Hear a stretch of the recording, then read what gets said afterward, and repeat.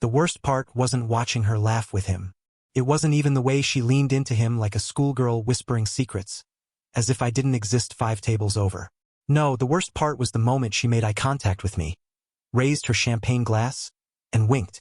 Like this was all a joke I was too dense to understand. The ballroom was a rented fantasy.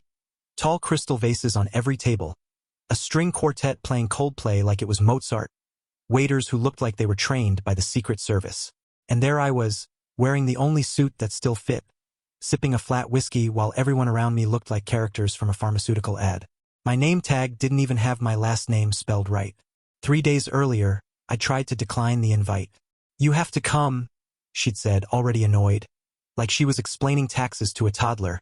"It's not just a gala, it's strategic. You know, for us, appearances matter." I nodded like I always do. For us. Like that word hadn't been slowly hollowed out over the past 2 years. Like I hadn't noticed how often she referred to herself as single when talking to her friends. Like I didn't see the gym membership she used once a month but kept for networking. Like I hadn't caught her boss's cologne on her coat in February and said nothing. That's the thing people don't get about men like me. We don't explode. We watch. We memorize. We wait. And maybe that's what kept me standing by the double doors for 5 whole minutes, scanning the crowd before walking in. I knew exactly where this was going. I'd known since the day I found the invitation in the trash before she handed me my copy, fake casual, like it had just arrived. She was already inside when I showed up, laughing a little too hard at something her boss said. Her hand was on his forearm, the kind of touch you pretend is harmless but isn't, not when your husband is standing 5 feet away and you don't even flinch. She saw me, didn't even wave. That was the moment I knew I wasn't invited to celebrate anything. I was invited to witness something, or maybe to play a part in a performance she'd been rehearsing behind my back for months. Which, if you're still here reading this, let me pause and say one thing real quick. More than 97% of you who follow these stories never actually hit subscribe. If you want to help us keep going, just take half a second and click it. It means a lot more than you think. Anyway, back to the ballroom. The speeches began right after the salad. She was seated up front at the executive table, of course. I was back near the side exit, close enough to see the stage, far enough to not be photographed. It was subtle but deliberate, like putting the dog bed near the party guests so it feels included, but not actually welcome. Her boss stood up first. Tall, smug, a face like he moisturized with expensive lawsuits. He praised the team, cracked a joke about working late with some real star players, and didn't even pretend not to look at my wife when he said it. The people around me laughed. One guy leaned over and asked, "You with the firm?" "Something like that," I said. She still hadn't looked back once. They brought out the dessert, a tiny slab of something chocolate pretending to be French. The lights dimmed. The music got soft. She touched his shoulder as he leaned to whisper something in her ear. Her hand lingered. His lips were too close. My stomach didn't twist. My heart didn't pound. That had all happened months ago, the first time I noticed her texts lighting up after midnight. What I felt instead was something colder, cleaner, a kind of clarity you only get when the illusion finally breaks. Not in some dramatic shout, not with divorce papers or a screaming match, just a silent acknowledgement that the show's over. The script has run out of pages, and she was still acting. I watched her laugh. I watched her drink. I watched her pretend this was normal. And then I looked down at the table.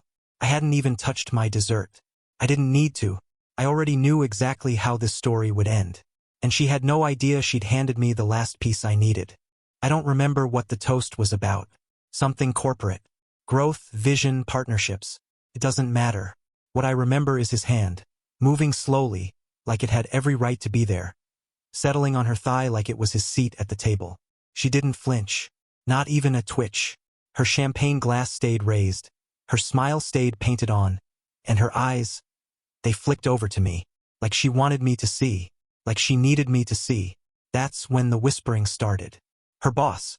Let's call him Graham, because that's exactly the type of name that fits a man who cheats on his wife with his assistant, donates to local politics, and keeps a burner phone for golf trips. Graham leaned in, lips nearly touching her ear, said something I couldn't hear, didn't need to, because whatever it was, she laughed. Loud, too loud. Then she reached out, touched his chest, almost playfully, fingertips on his lapel like she was straightening it, but no one believed that. No one could believe that after the way he grinned and placed his hand behind her chair, slid it between her back and the seat and just kept going. Her spine arched slightly. She didn't stop him. She just took another sip. And I, her husband, sat there, 2 tables away, watching it unfold like I was reviewing security footage of a crime I hadn't reported yet. People saw it. That was the worst part. I caught a pair of interns nudging each other and smirking. A senior manager gave a quiet whistle, like this was locker room banter and not a woman allowing herself to be pawed like a purse in front of her spouse. I didn't say a word. I didn't storm over. I didn't shout. I placed my drink gently on the white linen tablecloth, next to my untouched dessert, adjusted my cuff, looked down at my watch. The second hand clicked past 8:17 p.m., and in that moment, I wasn't humiliated anymore. I was activated. Because here's what no one at table 4 knew, least of all her. She wasn't the only one putting on a performance. See, 6 months ago I stumbled across a receipt. Not for jewelry, not for lingerie, for parking. Late night, downtown. Same garage twice a week, like clockwork. On nights she claimed she was mentoring the younger analysts. I didn't confront her. I just started noting patterns, dates, names, recurring meetings with G. Then came the wine cork. She doesn't drink Merlot. Never has. Suddenly there was an expensive bottle missing from my birthday stash. Had friends over, she said. Book club. Sure. Book clubs don't forget to throw out corks with handwritten dates on them. 2 of 11 G. Still didn't say a word. Instead, I made a private email account, linked it to a burner phone, installed a camera in the coat closet, motion activated, took screenshots from our shared calendar whenever she rescheduled her gym night. I even replaced the backup key fob to her car with one that logs entries. By the time I walked into that gala, I didn't come as a guest. I came as a forensic file wearing cufflinks. And when I saw his hand go under that chair, that was confirmation, not suspicion, not paranoia, proof. This wasn't a betrayal anymore. It was evidence. And it changed everything. Because a man can be humiliated once. But a man who's already packed the parachute doesn't mind when the plane catches fire. I looked around the room again, looked at the faces laughing at nothing, looked at my wife smiling at her boss's hand on her backside like it was her new accessory. And for the first time in months I smiled too, because I already knew what was going to happen next. Not tonight, not here, but soon. And when it came, it wouldn't be private. It wouldn't be quiet. It would be surgical. 15 minutes. That's how long it took for Graham, the groper, to finish his speech, get another drink, and wander outside like the king of the gala. His hands still warm from violating my wife in public. He didn't know I'd followed him. No one did. The patio behind the ballroom was barely lit. Just a few old sconces flickering amber against stone walls and hedges that hadn't been trimmed since spring. He was lighting a cigar like some budget Bond villain, oblivious to the fact that the man he just humiliated was 5 steps behind him, silent. I waited until he exhaled. Let him take that first puff like nothing had happened. Then I stepped into the light. He turned, clearly surprised. "Oh," he said, grinning like this was an old boys' club and I was there to talk shop. "Didn't know you smoked." "I don't." He tilted his head, waiting. "You're going to apologize for what you did." He blinked once, then laughed. One of those dry, entitled chuckles men like him perfect in private school locker rooms. "Excuse me?" I didn't move, didn't raise my voice. "You're going to apologize." He exhaled smoke toward the hedge. "To you." Another smirk. "Look, I know you're, what, her husband?" I lose track. "But this isn't a bar fight. It's a gala. I've got tenure, buddy." He said tenure like it was armor. Like it could stop what was coming. He leaned against the stone wall, smug as hell. "You really want to cause a scene? Go ahead. Maybe she'll finally have an excuse to get rid of you. We both know she's been carrying you for years." That's when I saw it. The faintest flicker of panic in his eyes when I took one step forward and he realized. I wasn't bluffing. No yelling. No speeches. No threats. Just one movement. I didn't wind up. I didn't announce it. My fist just connected with his mouth like it had a calendar invite. Sharp, direct, and exactly on time. His head snapped sideways. The cigar flew one way. His body dropped the other. A front tooth sailed clean through the air, spinning, gleaming, before it kissed the pavement with a delicate tink-tink-tink and came to rest by a cigarette butt and a crumpled gala napkin. He wasn't unconscious, just stunned, clutching his mouth, bleeding. mumbling something that probably started with, "What the F?" I didn't give him the chance to finish. I looked down once, just to confirm the symmetry. A smear of blood on his collar, the tooth catching the light, his expensive shoes, one of them untied. Felt quiet, peaceful even, not like revenge, more like punctuation. I adjusted my cufflink, stepped back into the building. There was a waiter by the side entrance. He glanced at me at the door, then back at me again. "You okay, sir?" "Just needed some air." Back inside, the music had shifted to something slow and classical. People were dancing, smiling, drinking. My wife was nowhere in sight. I grabbed another whiskey, nodded at no one. The tooth was out, but the rot was deeper. And now the real part began. Corporate HR doesn't wake up early, but their inbox does. At 6:04 a.m., the first email landed. Subject line, "Pattern of conduct?" Attached were 3 short video clips. Muted, cropped, timestamped, shot from a discrete angle, table behind and to the left. Not security footage. Not professional. Just clean enough to be undeniable. Clip 1, the toast. Her boss, mouth half-cocked in a smirk, slides his hand under the table. Her leg doesn't move. Her eyes lock forward. No protest. No surprise. Just silent approval. Clip 2, the whisper. He leans in. She laughs. Touches his chest, nails painted crimson. Behind them, at another table, a man in a black suit stares directly into frame. Still, stony, like he already knows. Clip 3, the grope. His arm wrapped behind her. Her body shifts just slightly to give him better access. She sips her champagne like nothing is happening. Like it's Tuesday. At 6:07 a.m., the second email landed. Same subject, different angle. This time, the footage showed the moments just after the gala ended, her and Graham walking toward the elevators. Too close, her hand on his lower back. He pushes the button for executive offices. The doors close. No commentary. No explanations. Just a line at the bottom of each message. Concerned about ethics. Anonymous. By 8:12 a.m., the internal Slack channel for HR lit up. Has anyone seen this? Do we know who sent it? This is very bad. Someone pinged legal. Someone else started cross-referencing event guest lists. At 8:47 a.m., a director forwarded the clips to the ethics committee. A whisper began making its way up the chain. "This looks predatory." No one wanted to say it outright. Not yet. But the word was forming in the margins. Meanwhile, I was at home, brewing coffee. I hadn't slept much, but not out of rage. I didn't feel rage anymore. I felt purpose. And purpose is a hell of a drug. I didn't send those videos. Not directly. See, the thing about planning revenge is you don't leave fingerprints. You leave footprints leading exactly where you want people to look. I just gave someone else the shoe. Specifically, a temporary staffer from the event company. Young. Overworked. Underpaid. He'd filmed the gala for social clips, B-roll they called it.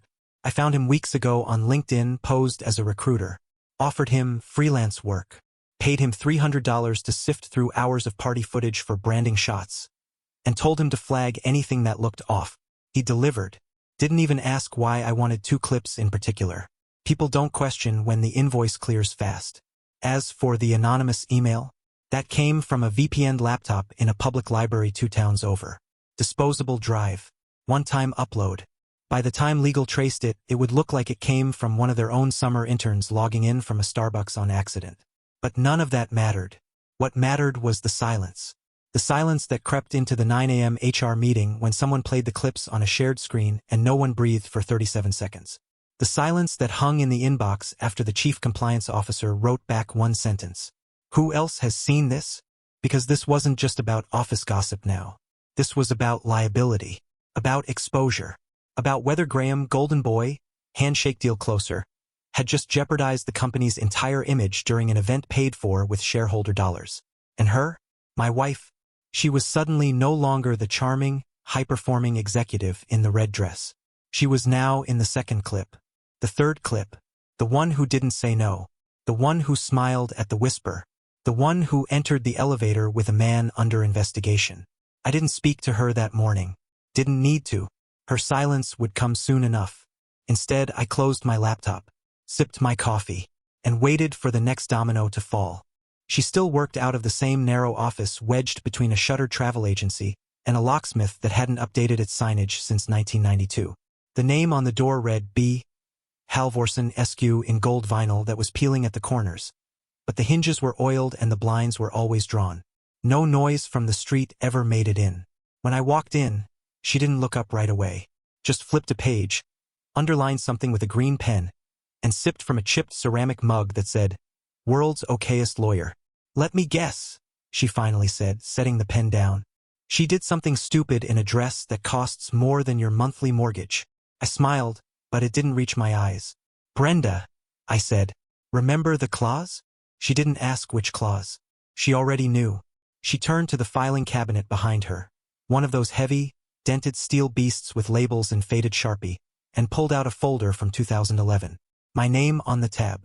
Back when I thought I was just being cautious, not clairvoyant. She opened it slowly, like it was a sacred text. "Clause 12B, she read aloud, scanning with a practiced finger. "In the event of public reputational damage caused by either party through acts of adultery, lewd public conduct, or professional misconduct resulting in corporate investigation or scandal," she paused, looked over the top of her glasses.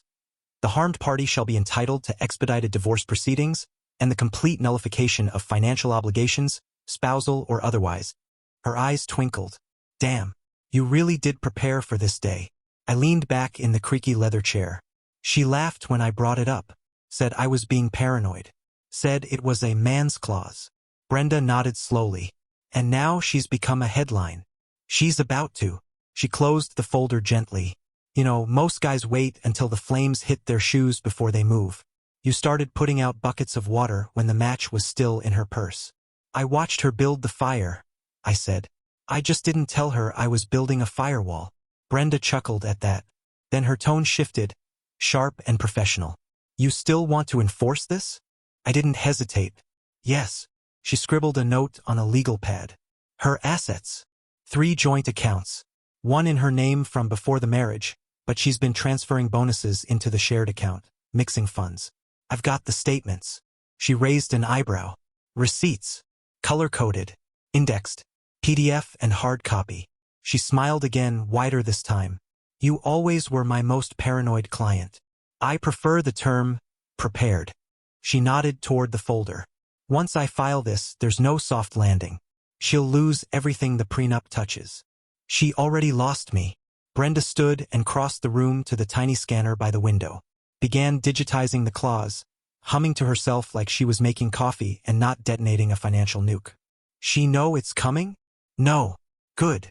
She paused at the scanner, finger hovering. "Just for curiosity, was it worth it?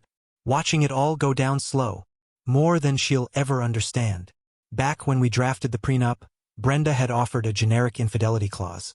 Something standard, defensible, tidy. I told her no. I wanted something deeper. Something that accounted for public shame. Not just betrayal, but humiliation. Something built not for courtroom drama, but for boardroom headlines. I told her all those years ago, if she burns my name in front of others, she doesn't get to carry it into court. Now here we were. I stood to leave. "Expect a call from her attorney in 2 days, Brenda said, scanning in the last page. "He'll ask if you're open to mediation.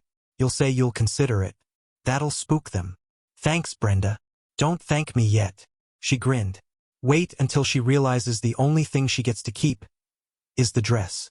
I walked out into the fall air feeling lighter, like something had finally clicked into place. Like the weight of the performance, hers, mine, ours, had been lifted and replaced with something much sharper. I didn't need to raise my voice. I just needed a signature. And her signature was already printed, on the clause that was going to end everything she thought was hers. The footage was never meant to go public. That's what they kept saying. But in corporate ecosystems, public doesn't mean viral. It means internal. It means the VP of legal forwarding an encrypted folder to the CEO with a 3-word subject line. "We have a problem." It means late morning phone calls with compliance. It means risk assessment skipping lunch. By 1:12 p.m., every member of the executive board had seen the videos. They didn't watch them in the same room. No one wanted to be the first to react. But the response was identical: tight mouths, flexing jaws, stunned silence. It wasn't the groping. Not really. It was the pattern. The optics. The very clear imbalance of power wrapped in champagne and whispering and stilettos. That's when the emergency meeting was called. No Zooms. No assistants. Just 12 people in a frosted glass boardroom on the 24th floor. Doors locked, phones left outside, coffee untouched. Her name wasn't said at first. Only his, Graham, followed by words like exposure, perception, problematic conduct. Not one person said the word harassment, but it danced on every tongue. The head of HR leaned forward, speaking slowly. Regardless of intent, this opens us up. It's a liability, especially if there's more. Someone else added, if the press gets hold of this. They didn't finish the sentence.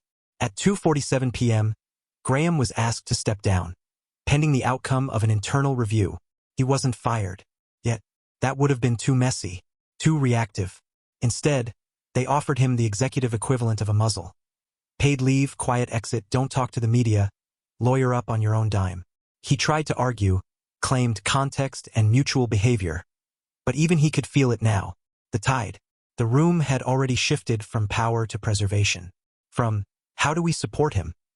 To, how do we survive this? Then the focus turned. To her. The head of ethics, clipboard in hand, looked grim. We'll need to speak with her. Today. Under what pretense? Someone asked. Pause. Preliminary ethics inquiry. Which sounds harmless unless you work in corporate America. Because in that world, the word preliminary is a scalpel. It cuts just enough to draw blood without requiring anesthesia. Her assistant found her 2 hours later in her corner office, mid-email, still unaware of the implosion brewing just 20 feet above her. She looked up, confused. Legal needs you upstairs. What for? The assistant didn't answer, just handed her a printed memo. She read it once, then again. No, she whispered. No, this isn't. Her voice cracked. She stood too quickly. Her chair slammed back into the credenza. Her face drained of color. Because she knew. Not everything. Not the source. Not the scope. But enough. She knew the gala wasn't a victory lap. It was a noose. And someone had just yanked the slack. By the time she reached the boardroom, she'd redone her hair and reapplied her lipstick, but it didn't help. They weren't looking at her like an executive. They were looking at her like a liability. A breach vector. A future headline. She tried to sound confident. This is all being blown out of proportion. One of the directors leaned forward, fingers laced, eyes dead. Then help us understand it properly. That's when she started talking. Too fast, too eager, mentioning how long she'd known Graham, how it was all in good humor, how there was nothing inappropriate about the toast. No one mentioned the elevator footage. They didn't have to. She kept talking, drowning. The head of HR finally cut in. We'll follow up tomorrow. For now, we're placing you on temporary administrative leave. She froze. You're suspending me? Pending further review. But I didn't do anything. He closed the folder gently. It's not about what you did. It's about what people saw. She stood there, lips parted, mascara perfect, pulse hammering in her throat. Her carefully built empire, a decade of schmoozing, networking, playing the game, was already cracking. And somewhere across the city, I was sitting in traffic, listening to jazz, knowing that by now the panic had begun. She'd climbed the ladder so quickly she never thought to check if it was bolted to anything. And now the rungs were snapping beneath her heels. The door creaked open like it always did. That stupid delay in the latch she'd been asking me to fix for months. But this time she didn't call out. No smug, I'm home. No sound of heels clicking in the entryway. Just the slow shuffle of someone trying not to wake a ghost. She'd been suspended for internal review. Not officially fired, not yet, but everyone knew how that story ended. The office hadn't even tried to dress it up with corporate fluff. No mutual decision, no pending clarification, just a HR-issued email with bullet points, and a choked-up voicemail from the department head that didn't bother hiding the disgust in his tone. She dropped her purse on the floor, not even making it to the hook. Her blazer slipped halfway off her arm as she walked through the house like she didn't recognize it anymore. Like maybe she expected everything to be gone. My things, the couch, the photos from Costa Rica. But everything was in place. Clean. Silent. Waiting. Except for the envelope on the kitchen table. Plain. White. Unsealed. No handwriting. Just folded neatly with surgical precision. She frowned. looked around. "Hello." Her voice was shaky. No response. She walked over, peeled the flap back, pulled out a single printed email. Her heart stopped the moment she saw the header. From her own company address to Graham's. Subject: Gala Logistics, attendee list confirmation. Date 1 month prior. She blinked. Her own words stared back at her. Bringing the old man along for laughs, like a company pet. If he stays quiet and doesn't spill the wine on anyone's shoes, I'll consider letting him breathe near the execs. Faced with tears of joy, and then Graham's reply beneath it. Perfect. We'll sit him by the doors. Easier to ignore that way. I'll tell catering he's allergic to status. 2 lines highlighted in yellow. No scribbles. No underlining. Just emphasized. Neatly. Quietly. Accurately. She sat down without meaning to. Her knees just buckled. The email slipped from her fingers and floated to the floor. It wasn't just the words. It was the date. The proof that this wasn't a misunderstanding. This wasn't heat-of-the-moment flirtation. This was calculated. A performance with a script, and she'd written my part as the background prop.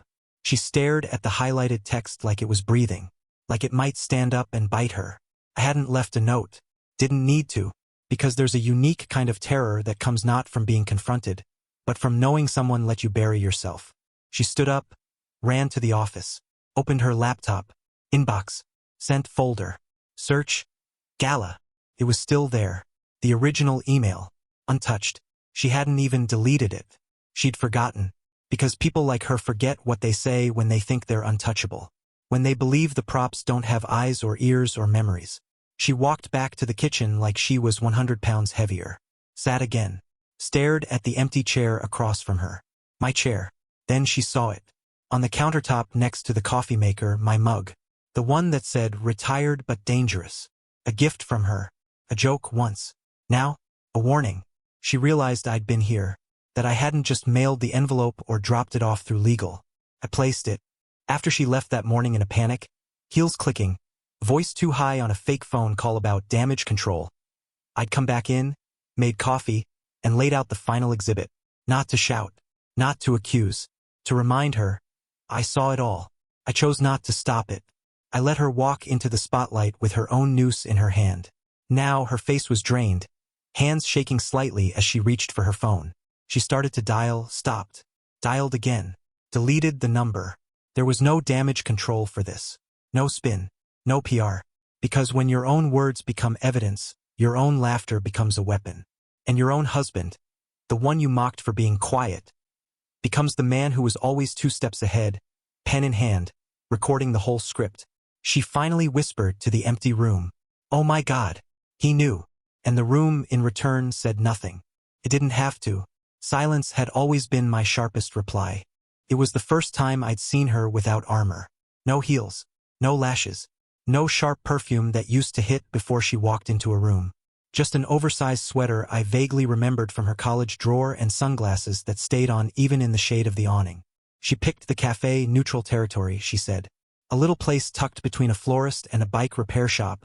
The kind of place where no one knew either of us. I arrived first. I always do. She spotted me through the window. Hesitated. Then pushed the door open with a hesitation I've never seen in her spine before. Her gait used to be a statement. Now it looked like she was apologizing to the sidewalk. She sat across from me. Didn't order anything. Just looked down at the empty table like it had something to say. Her voice, when it finally came, was small. You've ruined me. I didn't respond right away. Because she needed to sit in that sentence a little longer. To feel the weight of it. Let it thud around in her chest like a broken compass needle spinning without direction. I didn't leak the footage, she added quickly. Like maybe that absolved her. It wasn't malicious. I was just... She trailed off, grasping for words that didn't sound pathetic. It was just a joke. The email. The gala. I didn't know it would all spiral. I offered. Flatly. She flinched. I didn't think you'd retaliate. I didn't, I said calmly, pulling a thin manila folder from my coat. I enforced. I placed it between us like a napkin. She stared at it like it might explode. You remember this? I asked. Prenup. Page 4. Clause 12b. She opened it with trembling fingers. Skimmed. And then she saw it. Any public act that results in reputational harm. She didn't finish the rest. Her eyes locked onto the highlighted portion. A single sentence that had lived quietly in our shared filing cabinet for a decade. A clause she once called paranoid and unnecessary. The same clause she laughed off before signing with a sarcastic, "Guess that'll keep me on my best behavior, huh?" Her hands shook now. The folder slid slightly as her palms started to sweat. "You were always preparing for this?" she whispered. "No," I said. "I was just protecting myself." "You're the one who prepared it." She didn't answer, didn't blink, just kept staring at the document like it had betrayed her personally. "You think this makes you better?" she said, voice tight. "Because you caught me? Because you waited like some quiet little executioner with a legal folder?" "No," I said. "It makes me free." She closed the folder gently. Her face was pale, foundationless, exposed. "I lost everything. You set the fire," I said. "I just refused to stay inside. I thought we had issues, but I never thought you'd use your own words, your own choices, your own boss's hand on your thigh in a hotel ballroom." She winced. I didn't raise my voice, didn't lean forward, just sat there, letting it all hang in the air between us like smoke. There was no angry declaration, no list of offenses, just stillness. The kind that comes right after the final bell when you realize the match ended a few rounds ago, and you're still standing in the ring alone, swinging at air. "I didn't want this," she said. "You did," I said, folding the folder shut. "You just didn't think it would cost you." Her mouth opened, then closed. She didn't cry. She was past that now. Crying would have implied there was still something left to salvage. Instead, she reached into her purse, pulled out a set of house keys, and slid them across the table. Peace offering. Or maybe just an admission that peace had left the building months ago. She stood, wobbled slightly, didn't say goodbye, and I didn't watch her leave. I just tucked the folder back into my coat and signaled for the check. She thought I'd burned the bridge. But all I did was watch her light the fuse and hand her the torch. The photo wasn't supposed to matter. Just a snap from someone's phone, one of 100 taken that night. It surfaced on a random LinkedIn post 2 days after the gala. Some junior analyst sharing highlights from a beautiful evening of professional connections and celebration. You could barely see what was happening in the background. But someone did. Someone zoomed in. And there I was, standing maybe 5 feet behind Graham. Black suit, whiskey in hand, motionless, watching. It was the exact moment before the punch. The second before I moved. My jaw locked, my expression unreadable. Somewhere between deathly calm and biblical judgment. His hand is mid-air, gesturing to someone outside the frame. Probably her. And I'm just staring, dead-eyed, stone still. The internet ate it up. Someone screenshotted it, posted it on Twitter with the caption, "His face says it all." It was reposted 17,000 times within 24 hours. And that was before the video. See, someone else, someone with actual access, decided to leak the surveillance clip from the patio. The smoking area. The punch. It's grainy, black and white, but unmistakable. The setup is too cinematic to be real. Graham puffing on a cigar, smug and loose, and me stepping out of the shadows. No sound, just movement. One sentence. Then the hit. His tooth sails, slow and perfect, like something out of a low-budget boxing drama. His body crumples. I turn. Walk back inside like I just tossed out the recycling. The video goes everywhere. Reddit, YouTube, TikTok. It trends under the title, "Corporate Karma." The silent husband strike. They freeze-frame my expression. They count how many seconds I stand before moving. One creator overlays the clip with opera music. Another adds a fake movie trailer voiceover. He came to the gala, but he wasn't there to dance. HR releases a statement 2 days later. "We did not authorize the release of internal security footage." Nobody cares. Because by then, it's not just a clip. It's a myth. And myths don't obey PR timelines.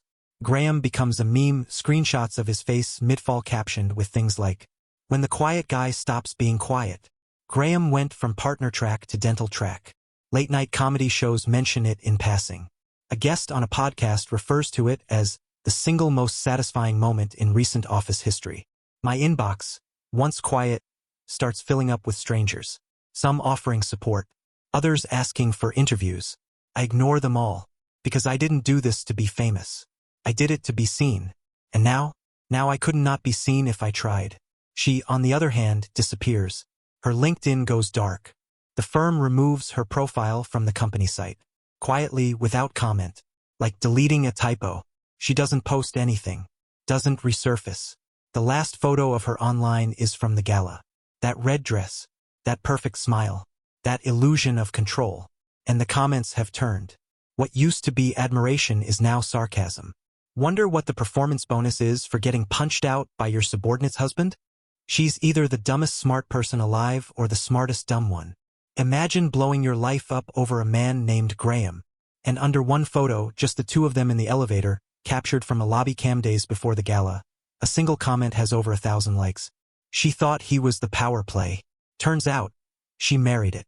She became collateral. I didn't post the footage. Didn't tweet the photo.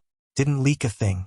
But when the world finally turned its eyes toward me, after months of being dismissed, ignored, background, I didn't flinch. I just let them see. Not the punch. Not the rage. Not even the revenge. Just the look on my face before it all began. That look, that's what really went viral. The parking lot was quieter than it had been that night. No valets, no red carpet, no champagne flutes clinking in the distance.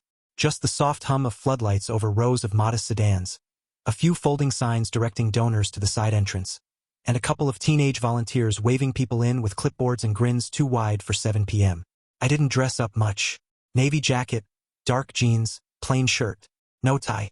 Didn't need one. My name was already on the event's sponsor list. The foundation chair had invited me personally. We'd be honored if you'd attend, he'd said.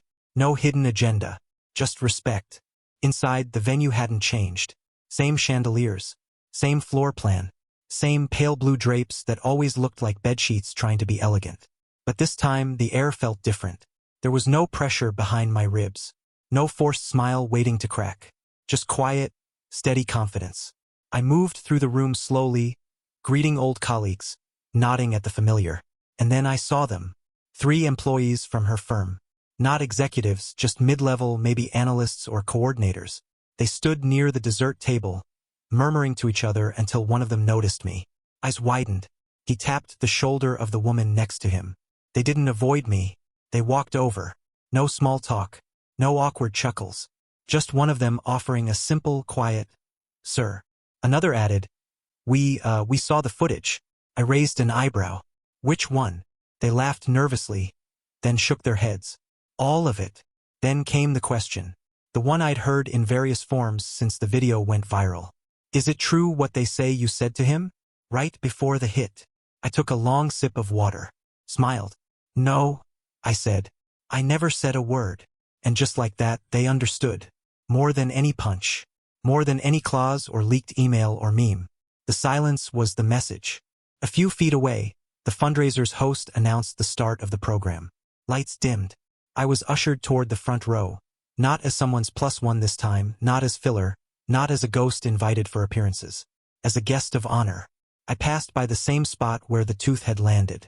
Funny how a place can hold memory like a scent. She wasn't there. Of course. I checked, half curious. Her name was gone from all internal rosters. Her office had been cleared out. No lawsuit, no farewell post. Just an organizational change, buried in a quarterly update. The company didn't try to protect her. They protected themselves. Like they always do. I took my seat. Applause rippled around me as the speaker introduced the night's honorees. I clapped politely, smiled, let the room see me. I'd won without ever screaming, without swinging twice, without burning anything, because sometimes the loudest thing you can do is walk away while they're still trying to understand what hit them.